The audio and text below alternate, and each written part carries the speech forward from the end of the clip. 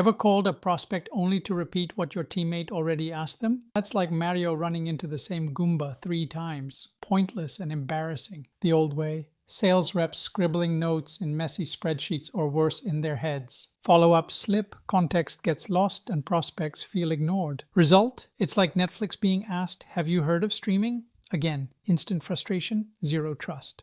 The AI way, use HubSpot with ChatGPT integration to auto-log every email, call, and note. Layer on Gong or Firefly's AI. They transcribe calls, flag objections, and share insights across the team so everyone's always on the same page. Want to look extra pro? Build a free smart site with moksy.ai for consistent client touchpoints that match your messaging. So, why wing it when AI gives you total sales memory and a team that never forgets?